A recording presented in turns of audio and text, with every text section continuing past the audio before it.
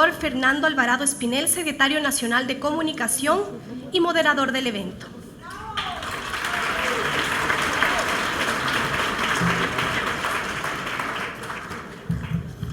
Bueno, muchísimas gracias por la invitación a moderar este evento. Realmente para mí es un honor compartir con Francisco, con Orlando, con Pedro, personas a quien yo admiro mucho por su trabajo, por su aporte al periodismo latinoamericano y ecuatoriano.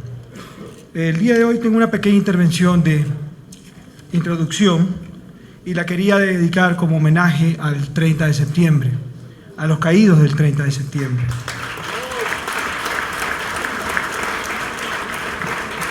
Voy a permitirme leer un tuit del presidente de la República esta mañana, porque creo que recoge perfectamente bien el sentimiento de todo un país.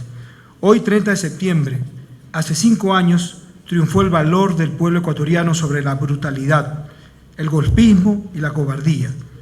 Nuestro cariño y corazón con los caídos y sus familias, Juan Pablo Bolaños, Froilán Jiménez, Jacinto Cortés, Darwin Panchi, Edwin Calderón, con los heridos, empezando por el capitán Alex Guerra, un verdadero héroe.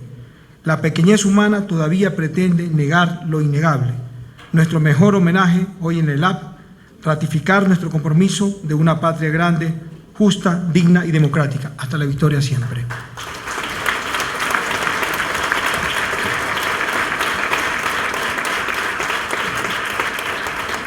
La comunicación el día 30 de septiembre jugó un papel sumamente importante y en este día se vieron los rostros de los poderes de la comunicación, de los poderes de la información.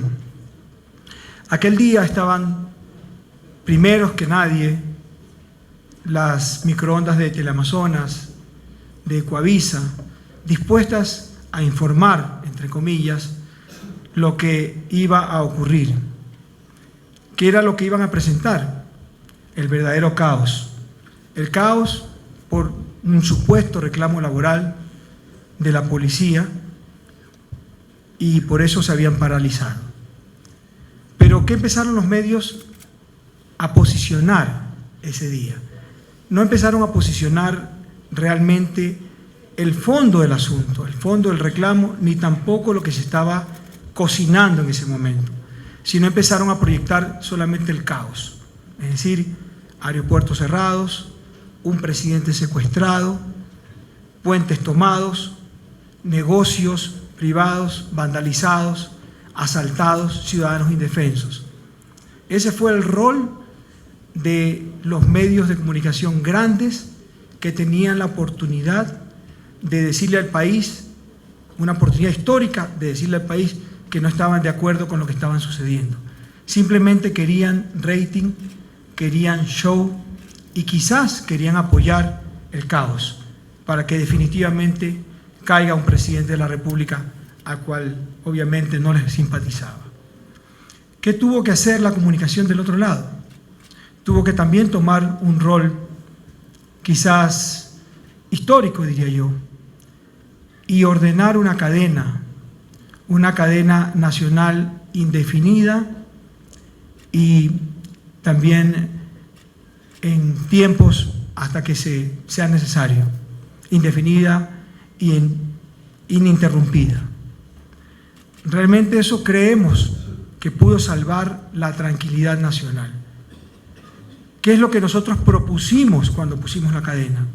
Propusimos que solamente se muestre a los ciudadanos que están tratando de defender la democracia, que se dé voces a los que realmente estaban interesados en defender un concepto, el concepto del poder soberano, del poder popular, de la decisión de las grandes mayorías, el concepto de la Constitución, de la democracia, lo más preciado para cualquier ciudadano en un país. Y eso fue lo que hicimos, bloqueamos la información mediática dedicada a caotizar, a asustar, y pusimos lo que realmente estaba de juego de fondo, un presidente secuestrado con una gran posibilidad de ser asesinado, de un magnicidio, una asamblea nacional tomada, y nosotros tuvimos que imponer, en este caso, una censura de comunicación para hacer conciencia al respecto. Esos dos escenarios se vivieron ese día. Realmente me alzan el letrero que tengo 1 minuto, me ha pasado bastante tiempo, tenía 5 nada más. Y por eso, bueno, la presentación es un poco más larga, pero vamos a cortarla. Y por eso los medios de comunicación ese día jugaron ese rol, diría yo, histórico y penoso. Y luego de haber tomado esa decisión, incluso algunas personas nos llamaron a que cortemos y dejemos la información que fluya. Pero creemos que eso hizo que la ciudadanía tome conciencia, las Fuerzas Armadas tomen conciencia, la propia policía tome conciencia de que había todo un pueblo apoyando la democracia, apoyando que esto no se pierda. Bueno, el tiempo es muy corto realmente y quiero respetarlo. Agradezco una vez más por esta invitación a esta moderación y lo invito a Pedro a dar su conferencia, que también le recuerdo que tiene 20 minutos. Están bastante exigentes. Gracias.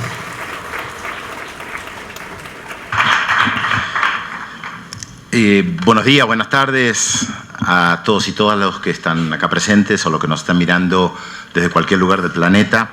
Muchas gracias, ministro. Muchas gracias por la invitación del AP. Por supuesto, yo realmente me siento como en la casa, en este auditorio. La primera conferencia que tuve la oportunidad de participar en este auditorio fue cuando CIESPAL cumplió 50 años y es interesante el proceso de evolución desde esa conferencia hasta hoy, y lo quiero ligar también con algunas cosas que dijo ayer el vicepresidente Álvaro García Linera en su exposición. En ese momento, en esa conferencia, que había varios invitados internacionales, estaba también Pascual Serrano, de España, que hace un muy buen trabajo de crítica de los medios de comunicación, y en ese momento justamente creo que el gran eje de lo que casi todos los que estábamos acá debatíamos pasaba por la crítica hacia los grandes medios de comunicación, un poco lo que el ministro también acaba de señalar.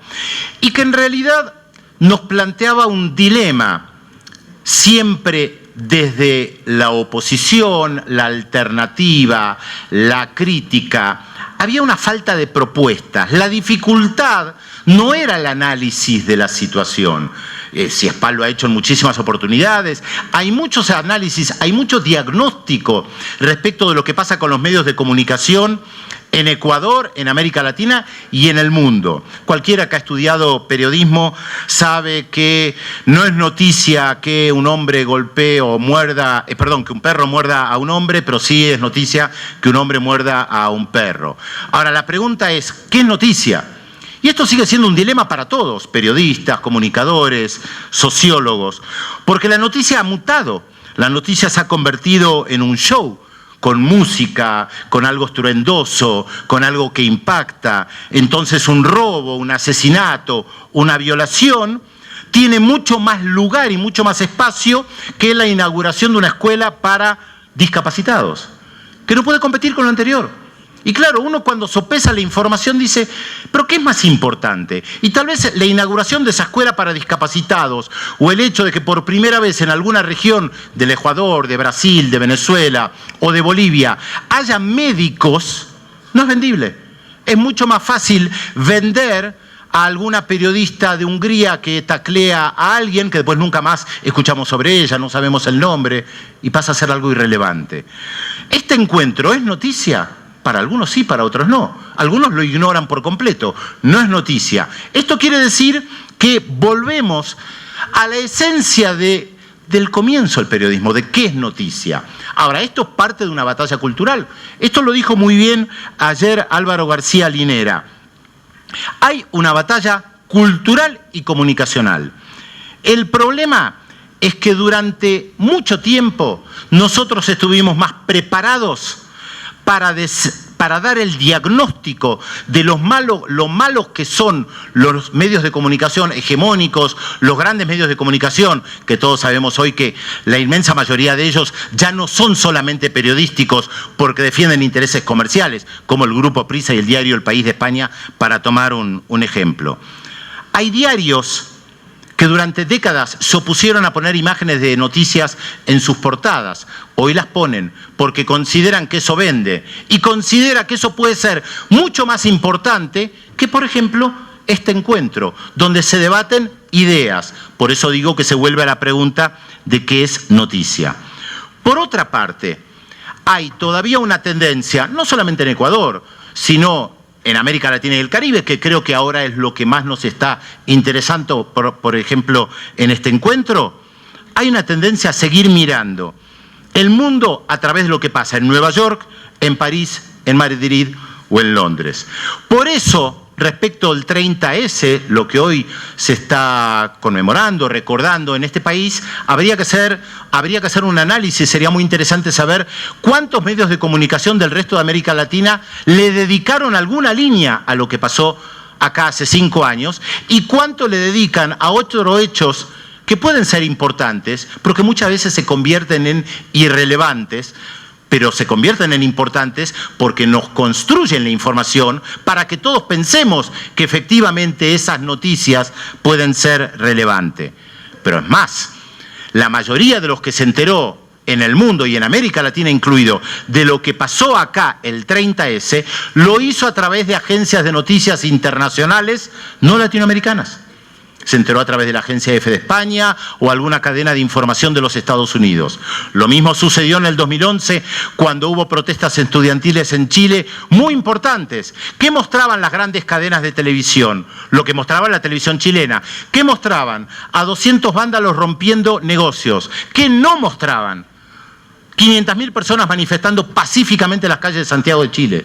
Desde la televisión pública en la Argentina, y esto fue muy valorado en Chile en su momento, lo que nosotros privilegiamos era mostrar las imágenes de 200.000 personas pacíficas.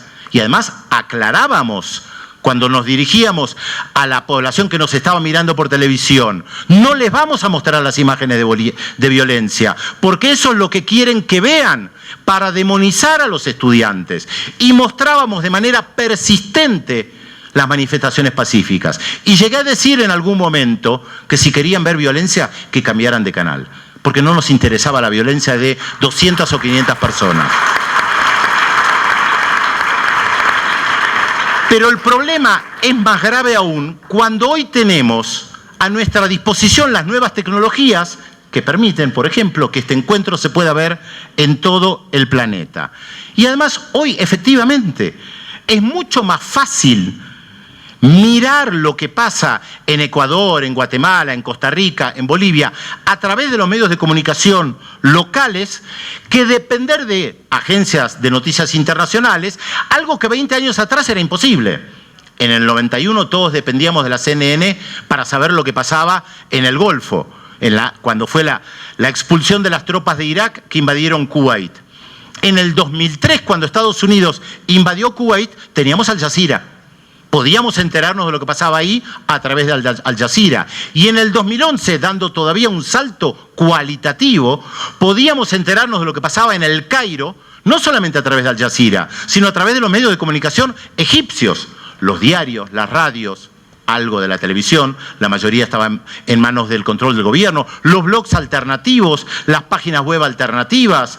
Sin embargo, la inmensa mayoría de los comunicadores del mundo, fuera del mundo árabe, seguían apelando a las imágenes que transmitía la BBC de Londres, la CNN o alguna otra agencia de noticias.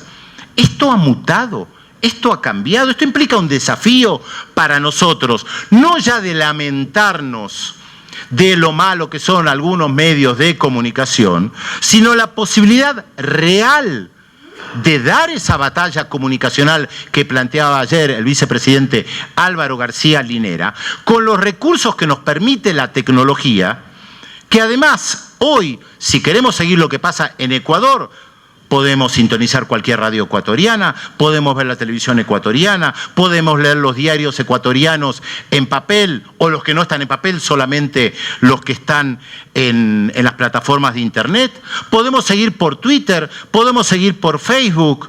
Entonces la pregunta es, ¿por qué seguimos todavía la agenda que nos marcan los grandes medios internacionales? ¿Por qué nos enteramos del discurso del presidente Rafael Correa en Naciones Unidas en un diario de Brasil, si es que nos enteramos, de algún recorte que hizo la agencia EFE de España de lo que dijo Correa Naciones Unidas. Se mencionaba en la introducción que yo dirijo un portal de noticias de América Latina y el Caribe. Lo que hacemos es poner todos los discursos de todos los presidentes o primeros ministros de América Latina y el Caribe para que todos puedan tener acceso. Y que nos enteremos, por ejemplo, que el primer ministro de San Vicente y las Granadinas, un pequeño país del Caribe, está muy preocupado por el tema de las reparaciones de la esclavitud que le piden a los británicos por haber llevado esclavos al Caribe. ¿Cuántos medios de comunicación mencionan esto? ¿Cuántas agencias internacionales británicas mencionan esto? Habría que hacer un estudio, yo no lo hice, pero probablemente muy pocas. ¿Por qué nos tenemos que enterar de las negociaciones entre la FARC y el gobierno de Juan Manuel Santos a través de una agencia de noticias española? Sí podemos acceder a las agencias de noticias colombianas, a todos los medios de comunicación colombianos, o si las negociaciones se hacen en La Habana, de la prensa de La Habana. Ustedes dirán, pero esto es teoría. No, esto son cosas concretas. Cada vez que viajo me gusta hacer un ejercicio, así que lo hice acá, no es la primera vez que lo hago en este auditorio, por falta de tiempo no lo vamos a poder hacer demasiado, pero revisé algunos diarios colombianos de ayer y hoy. Entonces resulta que en El Comercio de ayer nos enteramos algo relativo a Evo Morales y Chile a través de una agencia de noticias francesa. ¿Por qué no a través de una agencia de noticias oficial de Chile o de Bolivia? ¿Por qué no se tenemos que enterar de una nota de Brasil en un diario de ayer también a través de la agencia EFE de España? ¿Por qué El Universo ayer publica una noticia de Venezuela a través de la agencia Associated Press de los Estados Unidos? ¿Por qué La Hora de hoy publica algo respecto de Bolivia y La Paz a través de una agencia de noticias francesa, o una emergencia en Perú a través de una agencia de noticias francesa? Esto no es un detalle menor, porque esto es lo que nos va marcando la agenda de debate, es lo que nos va marcando a lo que nosotros, lo que es importante y no es importante. Cuando ayer el vicepresidente Álvaro García Linera habló del tema del extractivismo, recordé que en un auditorio en Guayaquil de la CUPRE, a la cual estuve invitado, hizo una pequeña encuesta. ¿Cuántos habían enterado que el gobierno de la República Dominicana había negociado y le había impuesto condiciones a la Barrick Gold respecto de la extracción de oro? Y le había impuesto condiciones fuertes, porque hasta la negociación se llevaban el 90% de lo que estaban extrayendo al extranjero. Y el gobierno de Danilo Medina asumió y dijo, de ninguna manera, vamos a renegociar. ¿Cuántos nos enteramos en la región sobre eso? Y sabemos que el tema de la minería es muy importante. Y sin entrar ahora a debatir extractivismo, sí o no, no es el tema ahora que yo estoy planteando.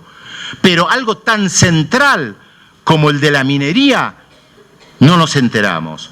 ¿Por qué? Porque cualquier noticiero de la televisión ecuatoriana, argentina, boliviana, venezolana y de toda la región considera que una matanza en un colegio de los Estados Unidos donde murieron 3 estudiantes es mucho más importante. Y sin menospreciar la vida de nadie, que quede claro. Probablemente en Maryland, si pasa esto, será muy importante para la población que vive en Maryland. Pero también nos enteramos a través de la inmensa mayoría de los medios de comunicación en América Latina y el Caribe, por ejemplo, si una universidad en Texas, en Minnesota, o una pequeña universidad en Estados Unidos, que ni siquiera sabemos si su calidad científica es importante, de cualquier nuevo descubrimiento de una mano robótica o de lo que fuere. Ahora, ¿cuántos medios de comunicación en América Latina fuera de Ecuador han informado sobre Yachay? ¿Cuántos medios de comunicación en América Latina informan lo que está invirtiendo el gobierno boliviano en desarrollo científico? Ahora, esto no es un detalle menor, porque nos hace creer a nosotros, cada vez que nos informamos de esto, que el único lugar donde se investiga y hay desarrollo científico y tecnológico es en Estados Unidos y en Europa. ¿Qué somos nosotros? Materias primas. Lo que hablaba ayer el vicepresidente Álvaro García Linera. Acá no hay producción científica, no hay producción tecnológica, todo lo que tenemos que hacer es seguir extrayendo minerales, cosechando la soja o cualquier otro elemento que puedan agregar. Cuando eso es falso. Ahora, esto pasa por el control de la información, sin lugar a dudas. Entonces la pregunta es, ¿por qué todavía nos seguimos informando de esta manera? Nosotros justamente con este portal de noticias latinoamericano y caribeño Nodal, creamos un portal específico que se llama Nodaltec, Ciencia y Tecnología de América Latina y el Caribe. No tengo tiempo para mostrárselos, pueden entrar y mirar. El desarrollo científico y tecnológico que hay en la región es impresionante. Tal vez no pueda competir con Harvard en algunas cosas, pero es muy importante. En Perú, en Colombia, en Guatemala, en Panamá, en Bolivia, en Ecuador, en Uruguay, en Chile, no nos enteramos, porque la inmensa mayoría de los medios de comunicación no lo plantea. Esto quiere decir, y para cerrar, que lo que planteaba ayer el vicepresidente Álvaro García Linera, hoy, cuando existe la tecnología, podemos dar un salto cualitativo. Si bien es cierto que tenemos que criticar, y además es nuestro rol, justamente como periodistas, como comunicadores, como sociólogos, criticar la forma de hacer periodismo de otros, sin lugar a dudas. Y yo lo hago y lo critico siempre en un tono respetuoso, por supuesto. Pero me parece que ha llegado la hora como para construir herramientas comunicacionales diferentes, para señalar que se puede llevar adelante una comunicación diferente, no quedarnos solamente en el diagnóstico y en el lamento. Creo que hoy las nuevas tecnologías permiten una democratización que hace que este evento sea transmitido a todo el mundo. Y creo que este es el camino a seguir. Muchas gracias.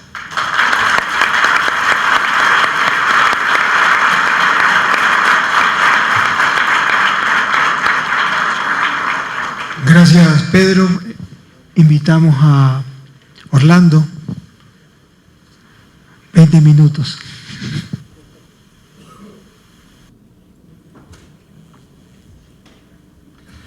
Buenos días a todos y a todas. Muchas gracias por asistir. Después de ver a Julian Assange, por supuesto que es grato que estemos aquí también todos reunidos para compartir y reflexionar colectivamente sobre lo que vivimos, lo que pensamos, lo que soñamos y lo que queremos. Yo quisiera también unirme a la conmemoración de lo que ocurrió el 30 de septiembre del año 2010 y hacer el homenaje a aquellos compañeros periodistas que sufrieron la agresión de aquellas personas que en ese momento creyeron que podían tumbar no a un gobierno o matar a un presidente, sino acabar con un proceso político que lleva muchos años en este país. Homenaje a aquellos compañeros que su cámara fue incendiada en una llanta, que fuimos agredidos mientras queríamos acercarnos al hospital, y un homenaje a todos los compañeros periodistas que incluso después de eso efectivamente tomaron partido por la democracia y no siguieron en esos medios mercantiles que quisieron y colaboraron también con ese intento de golpe de Estado.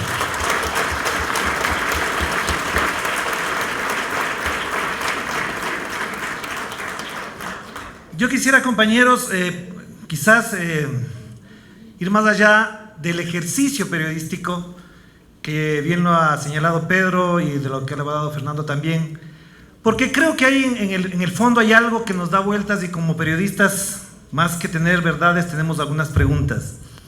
Y yo sobre esas preguntas he cavilado, he dado vueltas y con algunos compañeros he pensado, así que estas preguntas que voy a plantear aquí quizás son también producto de esas conversaciones, de esas angustias que tenemos cuando asumimos y enfrentamos lo que nos toca como periodistas y comunicadores todos los días.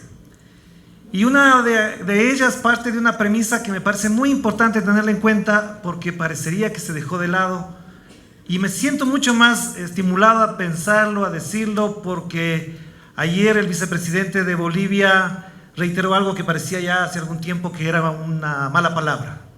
Se declaró leninista y yo también me declaro leninista en el tema de la comunicación.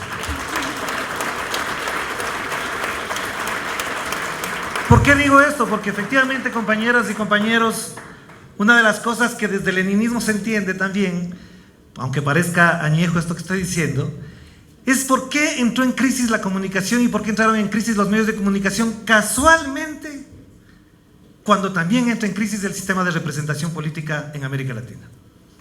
¡Qué casualidad! ¡Qué enorme casualidad que la crisis de representación coincide con la crisis de credibilidad, de representación y hasta de profesionalismo de los medios de comunicación tradicionales de América Latina? Y uno se pregunta entonces, ¿por qué razón esos medios, esa prensa, que entró en crisis es la que ahora patalea por seguir imponiéndonos a todos un modo de hacer periodismo, una forma de hacer comunicación, algo que no tiene discusión posiblemente, es el dogma de la prensa privada y comercial, de lo que dicta la CIP, que es lo único que corresponde hacer. Si nos salimos del formato de la CIP, somos pecadores. Ya no somos periodistas, somos borregos, cualquier cosa, pero ya no somos periodistas, ya no hacemos comunicación. La CIP, y por ahí unos empleados que tienen por acá en el Ecuador, nos dicen cómo se debe hacer el periodismo. Y ese periodismo aparentemente no responde ni explica esa crisis que tienen de credibilidad. Yo me pregunto, y la pregunta es válida en la perspectiva de lo que conversamos estos días aquí. ¿Ahora se informa más o se vende más? ¿Por qué ya no venden tanto como antes aquellos medios? ¿O por qué ahora supuestamente estamos más informados que antes? ¿Cuáles son, en ese contexto, los derechos de comunicación, no de los periodistas, no de los medios, los derechos de comunicación de los ciudadanos y de las ciudadanas? ¿Cuáles son? Hablan de ello en los medios privados, en los consejos de redacción, en las mesas de edición, se trabaja de los derechos de comunicación, se habla, se piensa en los derechos de comunicación de los ciudadanos, o se piensa de qué manera se afecta o no la rentabilidad de un medio de comunicación o la venta de publicidad de ese medio de comunicación. Y quizás también ahí estará dando las vueltas en la cabeza a ustedes una pregunta que está planteada y tiene muchas respuestas. ¿Por qué esos medios de comunicación se convirtieron en actores políticos? ¿Por qué se sobrepasaron a su propia y absoluta responsabilidad que es la de informar y de servir a la ciudadanía?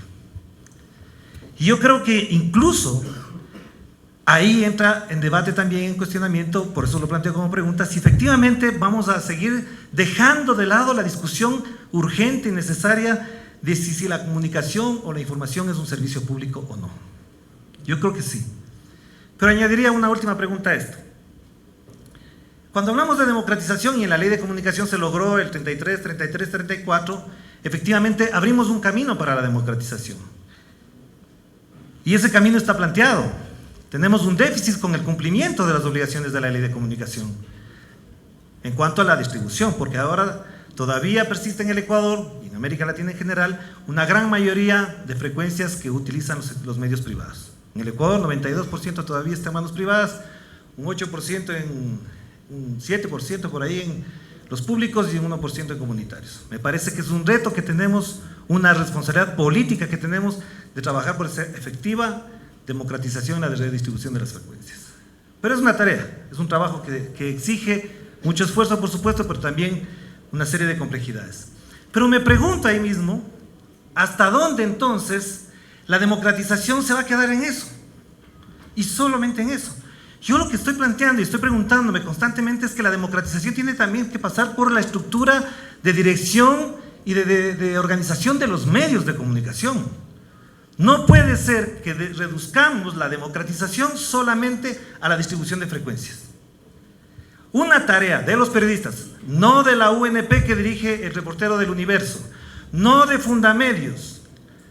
La responsabilidad de los periodistas ecuatorianos es que también, aparte de la democratización de la distribución de las frecuencias, también democraticemos la organización y el trabajo de los periodistas también dentro de los medios. Y es un déficit en el Ecuador que los periodistas no asumamos directamente la administración de los medios. Y en eso quizás creo que hemos avanzado muchísimo en lo que estamos haciendo en los medios públicos, y todavía falta más. Efectivamente, este reto que tenemos como periodistas se ha trabajado muchísimo en los medios públicos. Y los medios públicos, aunque a algunos no les gusta, a algunos distorsionan, efectivamente los dirigimos periodistas y trabajamos como periodistas y asumimos nuestras responsabilidades como periodistas y no estamos pensando cuánta plata entra o más o menos en el medio. Estamos trabajando por hacer periodismo, comunicación al servicio de la gente, al servicio de las audiencias.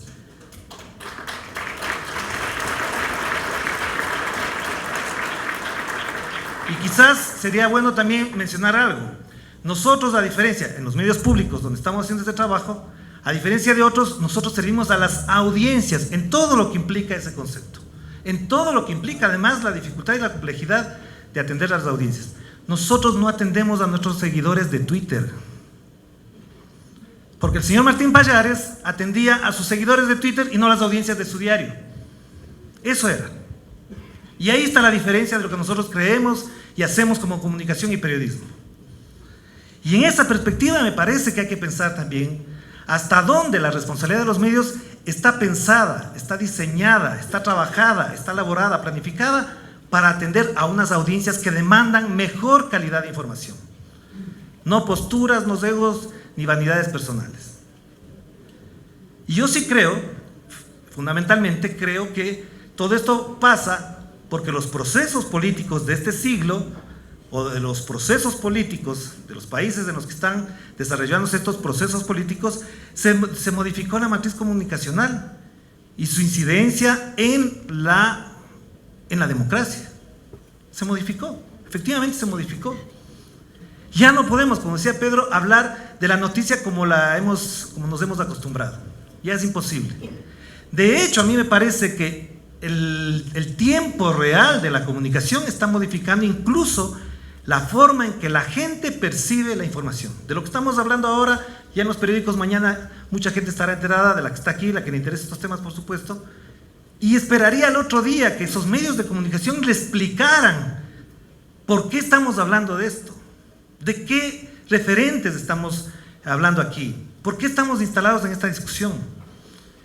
Y es cierto, miren lo que publicó la prensa de la conferencia de ayer de Álvaro García Linera. Miren, CIESPAL, las universidades, tienen tantos casos para estudios de caso, valga la redundancia, tantos hechos para estudios de caso, que podrían señalarnos la calidad de la información que tenemos, la calidad de comunicación que tenemos. Porque hay que decir otra cosa más. Ya no hay un problema de demanda. Nunca se ha consumido ni comentado tanta información, decía un amigo. Ya no es un problema de demanda. Ahora el problema es de oferta, y en esa oferta, de calidad de oferta.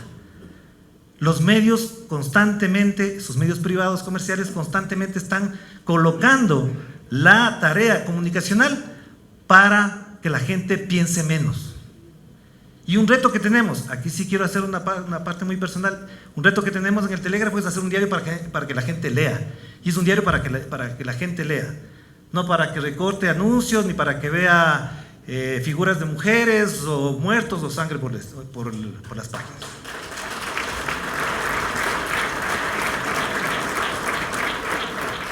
Y entonces, compañeros y compañeras, yo creo que también hay que considerar que esas audiencias a las cuales nos tenemos que dirigir efectivamente están mejor preparadas que muchos de los periodistas para entender lo que está pasando en el mundo, lo que está pasando en su cotidianidad y lo que está pasando en su alrededor.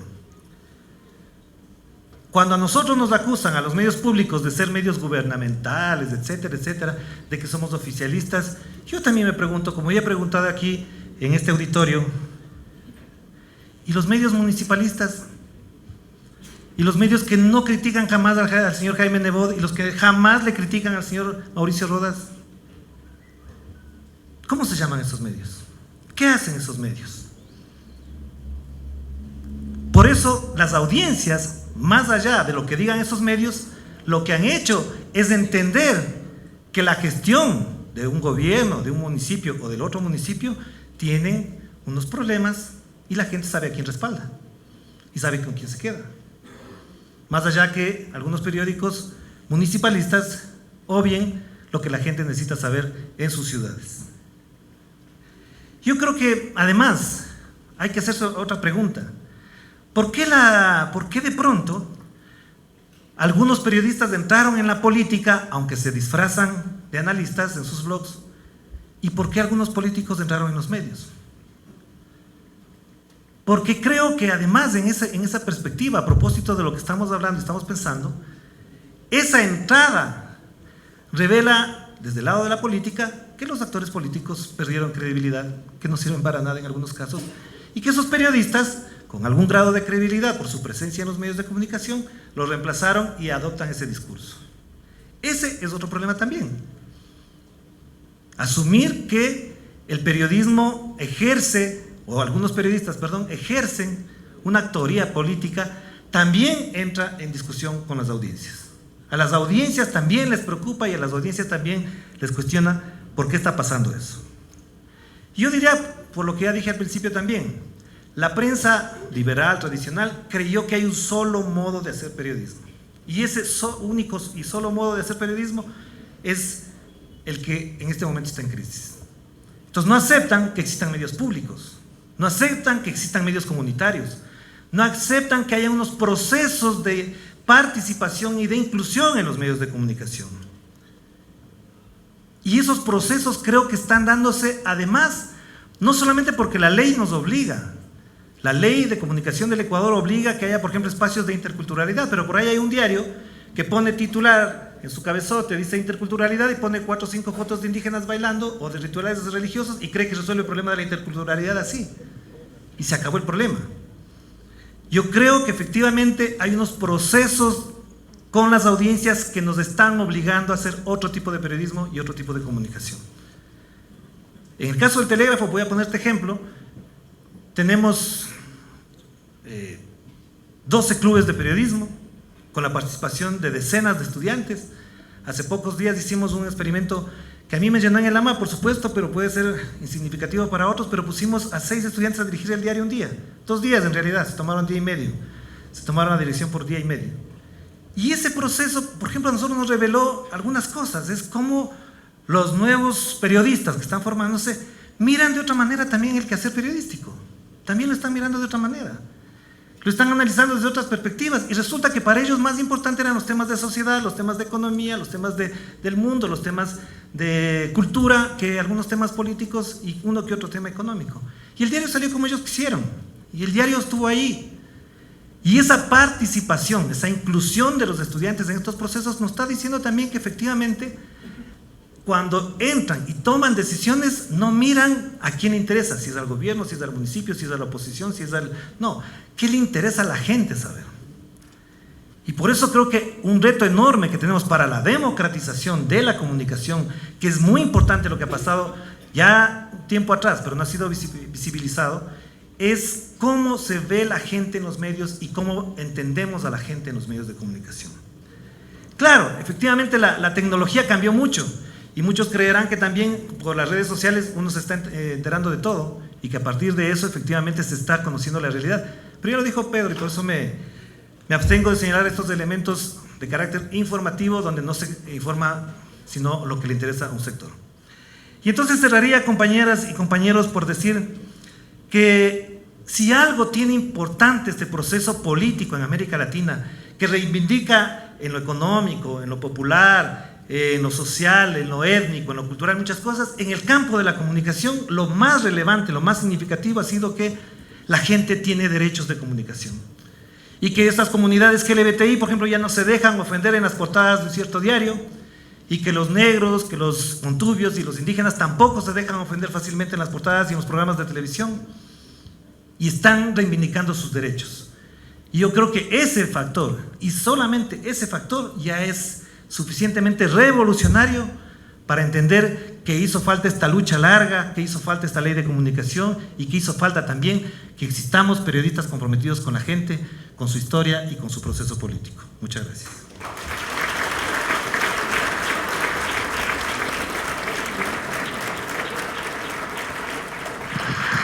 Gracias, Orlando. Continuamos con Francisco Sierra. Gracias, Fernando, muy amable. Quisiera agradecer a los organizadores, felicitarles por la calidad. Estamos en este tercer día, casi ya de clausura para esta tarde, y ha sido a todos los miembros de la organización, a todos los responsables del evento, mis felicitaciones, no solo por la gran concurrencia de público, sino por la calidad y la agenda de debates que creo que es importante para la región. Mis felicitaciones personalmente y a todos ustedes mi agradecimiento, ¿no?, por las horas... Por las horas hemos empezado relativamente tarde, así que ya saben que CIESPAL es la casa de la comunicación, por tanto es la casa de todos, porque la comunicación es palabra compartida y de eso vamos a tratar muy brevemente. Yo voy a procurar, aunque siempre digo que me quiten un poco los datos, curriculares no les voy a hablar como experto, sino políticamente, por tanto como ciudadano, como una palabra de alguien común, en el sentido de afirmar, de acuerdo con ese discurso del vicepresidente García Linera, desde una filosofía de la praxis, lo común, lo que nos une, que es un proyecto de integración regional, político, y que también tiene que ver con la comunalidad de la gente común a la que unas fuerzas progresistas representan desde abajo para pensar la comunicación, con esa mirada regional de integración. Y desde abajo voy a procurar hacer un diagnóstico, una síntesis del escenario en el que nos encontramos en comunicación para plantear, a mi modo de ver, cuáles son los principales retos y perspectivas políticas y proponerles una agenda para la acción, claro, desde este espacio CIESPAL con mirada regional, con la apuesta por el proyecto de integración que creo que es importante abordar de forma estratégica. Primero porque todos reconocemos que los procesos políticos en las democracias hipermediatizadas dependen fundamentalmente de la disputa de la hegemonía en el campo de los medios de comunicación.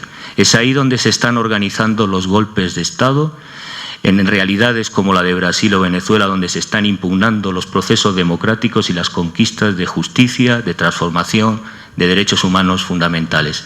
Es en el campo de la disputa de lo nacional popular que se construyen los medios de comunicación, donde se está, de algún modo, articulando esa llamada restauración conservadora o contrahegemónica, esos procesos contrarrevolucionarios.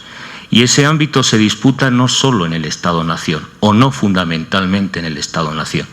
Esas disputas se da fundamentalmente, como señalaba mi colega Pedro Grieger, en la información internacional, en la opinión pública mundial, donde el peso de los gobiernos y países progresistas es todavía muy endeble, insuficiente para afrontar esa disputa. Han cambiado los procesos de construcción y es evidente que tenemos que repensar cómo construir lo público en una estructura supranacional, de qué manera podemos articular los procesos de movilización popular y políticas activas para evitar esa brecha que hay entre política, medios masivos de comunicación que llegan a la gente común y, desde luego, el poder económico que hegemoniza casi de manera absoluta esa realidad. Es en ese ámbito donde tenemos dos diagnósticos fundamentales. Primero, hace muchos años en este espacio CIESPAL se abogó por un nuevo orden mundial de la información y de la comunicación, el célebre informe McBride. Ese diagnóstico, el informe McBride, en el que intervino prestigiosos periodistas y escritores como García Márquez por América Latina, diagnosticaba un nivel de concentración alarmante para la diversidad y pluralismo informativo. Si hacemos un análisis hoy día, la hiperconcentración de comunicación respecto a 1980 es superior. En América Latina, más desigual, más desequilibrada, y pese a ciertos discursos que hablan del poder del Estado en la comunicación, el poder de la comunicación en América Latina y en el mundo es del capital. Privado, transnacional, articulado con las eléctricas, con las grandes compañías de telecomunicaciones, y eso plantea también discutir esos procesos a escala regional. Discutir el papel, por ejemplo, del capital financiero y cómo informan de las crisis económicas y cómo pueden desestabilizar una moneda, un proyecto económico, simplemente canalizando una información por la agencia Reuters o publicando Wall Street Journal. Con lo cual habrá, como se señalaba en la información internacional, un replique, un efecto dominó por el cual todos los medios globales van a dar una visión sesgada de la realidad económica. El problema es que Wall Street Journal, Reuters, estamos hablando de 4 grupos de información económica, dominan el 90% de la información económica internacional. Y en ese escenario, la información que se da, vinculada con las agencias de calificación y con el capital financiero transnacional, pueden destruir un país, un proyecto, simplemente con un par de noticias, articulado con las agencias de calificación y articulado con el capital transnacional. Ese frente nos llevaría a planteamientos prioritarios en la perspectiva de UNASUR y de CELAC, estratégicos. Si a ello añadimos la conferencia de Assange sobre ciberterrorismo, el manejo de las redes de telecomunicaciones, debemos tener, por tanto, una política, como se debatió en los 70, de satélites de telecomunicaciones, como se está planteando en parte UNASUR, y de estrategia de seguridad y ciberguerra. Porque de la guerra de baja intensidad que denunciaba el prestigioso periodista Gregorio Seltzer en los 70, sobre el informe Kissinger, el documento de Santa Fe y la estrategia para América Latina que se llevó en los 80 hasta nuestros días, hay un hilo rojo muy claro sobre el papel de los medios de comunicación. Les recuerdo que para América Latina, el que fue el documento de cabecera de Ronald Reagan, estableció 3 ejes estratégicos: cooptar intelectualmente al pensamiento crítico latinoamericano, dominar la educación, confrontar el control de los órganos soberanos, los congresos, la soberanía popular, para evitar información que afectara a los intereses geopolíticos y económicos del capital transnacional, y, en tercer lugar, fundamental, los medios de comunicación. Es ahí donde surgen la nueva mayoría, Heritage Foundation, estructuras vinculadas al gran capital de la industria militar, que son los que han creado una agenda en los medios, por ejemplo, el debate contra el terrorismo en los países del sur. Y esa estrategia es la que se ha venido manteniendo en la llamada guerra de baja intensidad, en el manejo de la guerra psicológica y de la información, en situaciones como las que estamos viviendo en Argentina, en Venezuela, en Brasil. Son coordinados, son actores transnacionales, y por tanto no puede haber una alternativa progresista sin pensar en la patria grande y en una estrategia supranacional de política de comunicación. Los actores son el Grupo de Diarios de América, grandes agencias como Reuters, grandes compañías como CNN, el Grupo Murdoch, etcétera, etcétera. Y, por supuesto, como citaba mi colega Orlando, la CIP. Tenemos actores transnacionales en comunicación para plantear alternativas políticas y democráticas en América Latina. Tenemos quien articula una voz diferenciada en materia de comunicación en la región para enfrentar a estos actores transnacionales. Creo que en este sentido tenemos por delante un reto, y por eso, desde el punto de vista de las perspectivas que podríamos diagnosticar, yo señalaría 4, a mi modo de ver, fundamentales. Podríamos indicar otros muchos, ¿no? Pero desde luego empecemos por algo básico. No nos conocemos lo suficiente en la región. No tenemos, hay una brecha cognitiva, no tenemos para realizar esto que reivindica o aventura de la justicia cognitiva, no conocemos la realidad de la comunicación. No tenemos saber para impugnar contrahegemónicamente el poder dominante de estos actores globales. Necesitamos, por tanto, observatorios de comunicación, necesitamos estrategias e informes sobre, por ejemplo, indicadores mediáticos, que es una propuesta concreta que señalaré, y no depender de la relatoría de la OEA, que, como todos ustedes saben, tiene un proceso bastante discutible metodológicamente de informes sobre la libertad de expresión en la región. Segundo, tenemos ausencia de políticas regionales. Nosotros desde CIESPAL ya hemos hecho propuestas a UNASUR. Necesitamos un Consejo de Comunicación en UNASUR. Necesitamos política supranacional en comunicación. Es un campo de disputa y no todos los países de UNASUR están a favor de abrir la caja de Pandora. Ya hemos visto lo que ha sucedido cuando se aprueba la ley orgánica en Ecuador, la ley de servicios audiovisuales en Argentina, la ley de responsabilidad social de la información de los medios de comunicación en Venezuela. Ya hemos visto qué ocurre cuando se regula. Lamentablemente llegamos tarde porque es un campo que históricamente ha sido asociado al consumo y, por tanto, nunca a los derechos humanos, nunca a la construcción de libertad pública. Siempre hemos pensado la comunicación como un ámbito privativo. Y cuando empezamos a regular en el Estado-Nación, tarde, como digo, un campo apenas explorado desde el punto de vista político de la ciudadanía, resulta que donde se juega el futuro de la democracia es a escala global en los mercados regionales a nivel supranacional. Por tanto, primer reto, políticas en ámbitos como CELAC, políticas de comunicación en ámbitos como UNASUR, para confrontar estos actores. Quiero subrayarlo porque es una palabra mágica que sirve para todo, ¿no? Democracia. No, pues estos actores no democráticos, no democráticos. Wall Street Journal, Reuters, la CID, no son estructuras democráticas, no representan a la ciudadanía ni al común, no respetan la soberanía nacional y, por supuesto, no están dispuestos a negociar con el Estado las reglas del juego de la palabra compartida. Y, por tanto, tenemos ahí un reto estratégico. Tercero, y es importante, me van a perdonar, quizá es un defecto profesional, como académico. Yo creo que necesitamos hacer mucha pedagogía de las conquistas democráticas que han habido con la Ley Orgánica de Comunicación. Tenemos que pasar, y hemos pasado de la protesta a la propuesta en forma de ley, y ahora tenemos que pasar de la propuesta y de la sanción a la educación. a la educación con los profesionales de la información sobre sus derechos y deberes profesionales, pero sobre todo de la gente común, de la ciudadanía. Es ahí donde nos estamos disputando, justamente en términos ideológicos, la hegemonía. Que la gente comparta, conozca y construya la democracia de la ley. Si no, es imposible poder avanzar en estos procesos. Si seguimos pensando que es un debate gobierno-medios de comunicación, difícilmente vamos a poder avanzar. Y ahí falta mucha pedagogía política, mucho trabajo con los movimientos sociales. Yo insistía que ha cambiado el escenario político y tenemos el problema de los intermediarios, de los profesionales de la información. La mayoría, en casi todos los países, son contrarios a los procesos de regulación. Esa es culpa de los académicos que no formamos bien a los periodistas, que no les decimos qué son las políticas de comunicación, qué es libertad de expresión, cuáles son las normas y códigos deontológicos. Tenemos una labor que no debe ser exclusivamente mediática o profesionalista, sino trabajar con los movimientos sociales. Y hay en América Latina movimientos sociales, hay una fuerte tradición de medios comunitarios, hay una histórica tradición de comunicación participativa y emancipadora, con la que construir desde abajo, con la gente común, propuestas alternativas, pedagogía política, si quieren, en un sentido freiriano.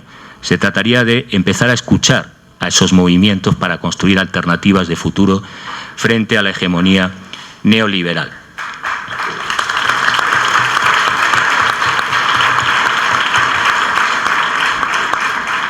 En esa reconfiguración de los espacios de disputa, yo creo que tenemos retos por delante. Se podrían señalar muchos, ¿no? Últimamente, quizás en países como Ecuador estamos muy preocupados con las redes sociales, porque es donde se está construyendo la nueva ciudadanía, esa ciudadanía mediática. Están todos cordialmente invitados. Mañana y hasta el sábado vamos a discutir aquí en CIESPAL, en acto público abierto, sobre ciudadanía mediática, sobre estructuras de comunicación, políticas democráticas y esa pedagogía freiriana de escuchar a la gente común cómo se construye. En las redes sociales hay retos de futuro, sin duda, que tenemos que discutir y que nos obligaría a plantear una agenda estratégica con retos como, por ejemplo, empezar a discutir el papel de la educación en la formación de los nuevos ciudadanos o el papel de las industrias culturales y el problema de la propiedad intelectual. Parece muy lejano, pero nuestras industrias culturales en América Latina son dependientes por leyes de la Organización Mundial de Comercio, por la OMPI, que no precisamente favorecen la diversidad audiovisual, los contenidos propios, la interculturalidad, los proyectos autónomos, la soberanía tecnológica, la emancipación de los pueblos, la construcción de la patria grande, los proyectos políticos de desarrollo y, por tanto, hay que impugnar el modelo dominante angloamericano de propiedad intelectual. Defender nuestras industrias culturales implica atacar el principio de propiedad intelectual dominante. Plantear, como está haciendo Ecuador con el Código Ingenios, otro modelo de regulación, otras alternativas que defiendan dominio público, que defiendan la economía de los bienes comunes, que restituyan el concepto que aprobó la UNESCO de comunicación en el informe McBride de la comunicación como un bien común, como un derecho social, de todos, como palabra compartida, como código, información y conocimiento que debe ser socializado porque de ello depende la supervivencia de la especie humana, las ecologías de vida, el propio desarrollo estable, equilibrado de la civilización. En ese ámbito, yo quisiera señalar que necesitamos también cambiar. Como ven, si escuchamos activamente la conferencia del vicepresidente García Linera, estamos hablando de praxis, de praxis, de praxis, de praxis y vuelta a la praxis. Necesitamos políticas activas en este frente regional que pasaría también por algo que se ha dicho en la mesa ya, reconfigurar los modelos profesionales. Yo estoy de acuerdo. Podemos seguir con el concepto de periodismo objetivo angloamericano. Si hablamos y escuchamos a la gente común, no hay otras narrativas, no hay otro modo de hacer periodismo, no hay otras agendas, no hay otra forma de pensar el espacio público desde la gente común. Desde la revolución de los cholos, desde la revolución que registra el nuevo periodismo latinoamericano, la nueva crónica latinoamericana, lo real maravilloso de los sectores populares, construir con la gente común otras agendas, otra forma de hacer periodismo, rompiendo con esa visión partidista o estrechamente política, porque ahí hay otra política, la política de la esperanza, la política de la comunicación, y otro modo de narrar y contar, que es el de las gentes populares que sí tienen claro para qué sirven las redes sociales y por qué narran su propio discurso, porque a veces en los medios no estamos contando ese discurso. Ese impulso utópico que en espacios como Chasqui se han dado para otra narrativa y otro periodismo popular, comunitario, alternativo, contrahegemónico, de la gente común, de los cholos, de la gente, de los descamisados, es la agenda que debe retomar también el propio periodismo, y por eso en CIESPAL estamos insistiendo en repensar la idea de comunicación para el buen vivir, que no debe ser solo un eslogan, debe significar hacer la comunicación de otro modo, distinto, con otros códigos, dialogando con la gente, dando voz, sí, pero también narrando a partir de su modo de imaginarse el cambio emancipatorio en la región. Yo creo que América Latina ahora está en el centro del mundo por los procesos emancipatorios, por las leyes de comunicación, pero los profesionales y los medios debemos ir más allá, a la decolonialidad de los modos de hacer, pensar e imaginar los medios de comunicación. Sin esa decolonización de los discursos informativos y de los imaginarios de la comunicación, no hay proyecto ni utopía emancipadora en América Latina en comunicación. Por lo menos algunos apostamos por ese proyecto y así trabajaremos en CIESPAL en esa misma dirección. Y termino con las propuestas muy concretas que creo debieran formar parte de esa agenda regional. Nosotros estamos empeñados, y en alguna vez, ocasionalmente, al secretario, a Fernando Alvarado y algunos otros colegas, al presidente Samper, se lo hemos propuesto ya. Creemos que es necesario, en esa perspectiva de la integración regional, del nuevo regionalismo en América Latina, de la cooperación sur-sur en comunicación, realizar una cumbre regional de comunicación política para activar esas políticas en común a escala regional. Necesitamos poner en la agenda ese debate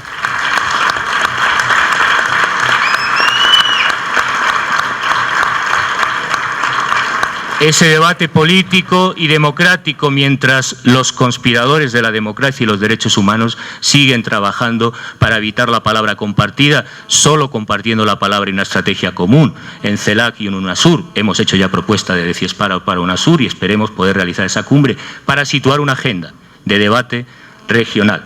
Necesitamos crear un consejo de comunicación en UNASUR, como anticipaba antes. Sin él no podemos debatir de medios públicos. Necesitamos hacer redes de medios públicos, redes de facultades y profesionales de la información, articulación de esa cooperación sur-sur que no pasa solo por los estados, sino por la sociedad civil organizada, y en la que tenemos retos profesionales, académicos, mediáticos, para poder articular, por ejemplo, la producción audiovisual.